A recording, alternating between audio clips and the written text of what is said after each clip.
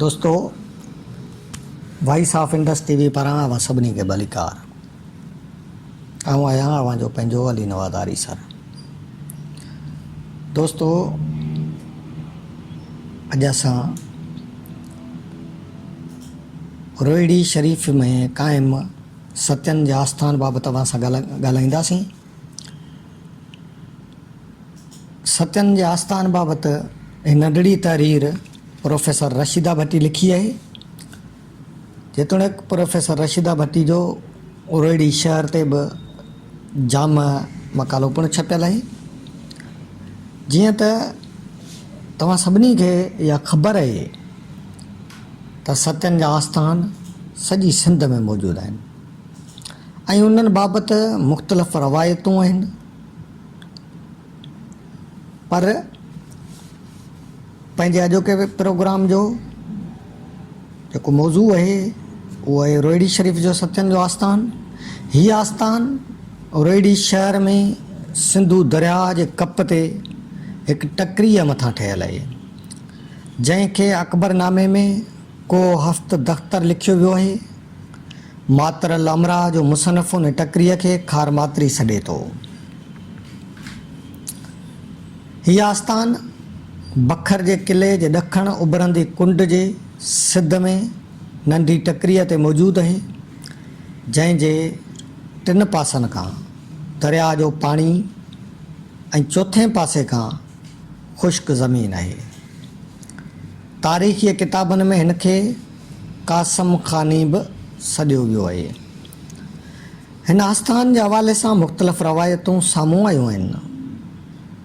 हिकु रवायत मूजिबि इन जाइ ते मासूम बीबियुनि जी रिहाइश हुई, पोइ उन्हनि खे उते ई मदफ़ून कयो वियो। के चवनि था त 7 भेणूं हुयूं, के चवनि था त 7 सहेलियूं हुयूं। हिकु ॿी रवायत मूजिबि जॾहिं मुसलमाननि बखर ते हमिलो कयो हो, तॾहिं राजपूत औरतुनि पंहिंजी सत बचाइण लाइ उन जॻह ते पाण खे बाह में साड़े आपघात कयो, जंहिं करे उन ते सत्यन जे आस्थान जो नालो पियो।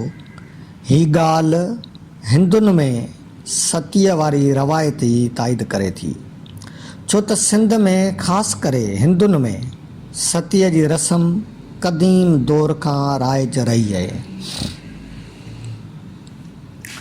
बिलाकमन साहब मातरल अमरा ऐं ॿियनि किताबनि जे हवाले सां लिखे थो त लोहरी जे क़रीब ॾखण तरफ़ दरिया जो उन शाख ते, जंहिंखे करमात्री जे नाले सां सॾियो वञे थो, हिकु नंढी टकरी आहे, जंहिं ते मीर अबुल क़ासिम नमकीन चांडोकी रातियुनि में मुशाइरो कराईंदो हो।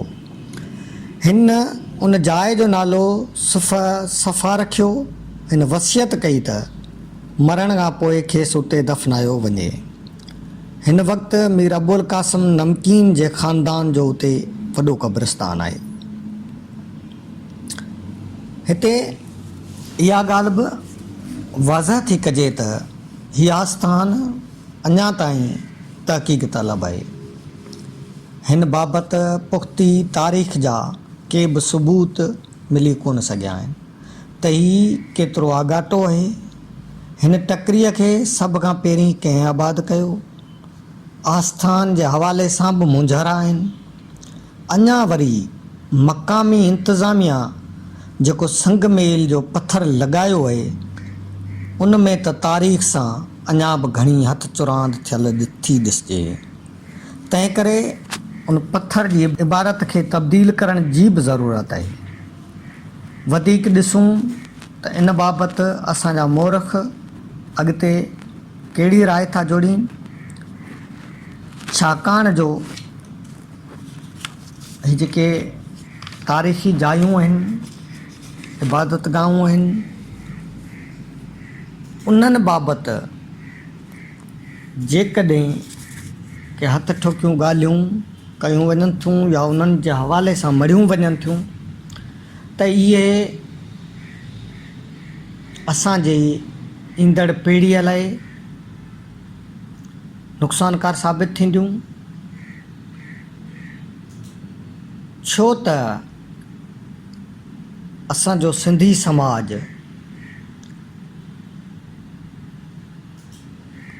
मुहबत ऐं कमिटमेंट वारो समाज रहियो आहे ऐं सिंधी समाज में कंहिं बि क़िस्म जा नफ़रत जा ओञाण कॾहिं बि नज़र कोन आया आहिनि। माज़ीअ खां वठी हेल ताईं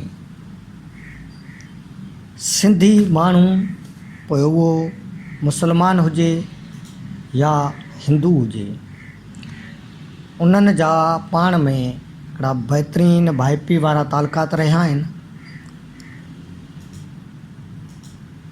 त हिन वक़्तु जंहिं ॻाल्हि जी ज़रूरत आहे, असांजे तारीख़दाननि, मुहक़क़नि, नक़ादनि जी इहा ज़िमेवारी बि आहे त जेके तारीख़ी ग़लतियूं असांजे माॻनि मकाननि सां, असांजे इबादत गाहुनि सां, असांजे क़दीम आसारनि सां तारीख़ी ग़लतियूं थियल आहिनि, उन्हनि खे दुरुस्त कजे, उन्हनि में तरमीम कजे। छो त वक़्तु गुज़रण सां शयूं ज़हननि ते मरिजी वेंदियूं आहिनि। असां जेकॾहिं हिन वक़्तु तारीख़ दुरुस्त न कंदासीं त असांजे सुभाणे जो असांजो जेको ईंदड़ नस्ल हूंदो,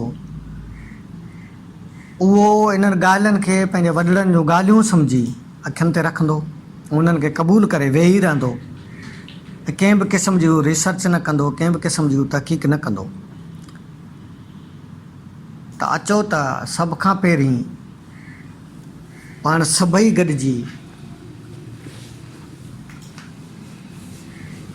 सत्यनि जे हिन आस्थान, रोहिड़ी शरीफ़ में क़ाइमु सत्यनि जे हिन आस्थान ते लॻल हिन संगमेल वारे पथर जी इबारत खे तब्दील कराइण जे लाइ अॻिते वधूं, मक़ामी इंतिज़ामिया सां ॻाल्हायूं, मक़ामी नुमाइंदनि सां ॻाल्हायूं, सोशल मीडिया वसीले आवाज़ उथारियूं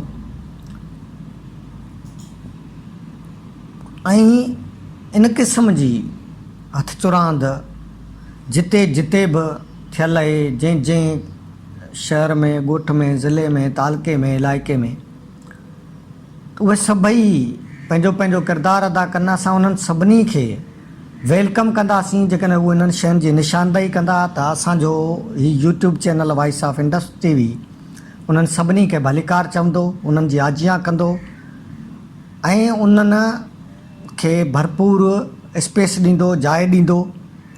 त दोस्तो, तव्हां वॉइस ऑफ इंडस टीवी जो साथ ॾियो ऐं वॉइस ऑफ इंडस टीवी तव्हांजो तर्जुमान बणिबो। दोस्तो, असांजी हीअ वीडियो तव्हांखे पसंदि आई हुजे त लाइक, शेयर ऐं सब्सक्राइब करण सां गॾु बेल आइकन खे ज़रूरु क्लिक कजो।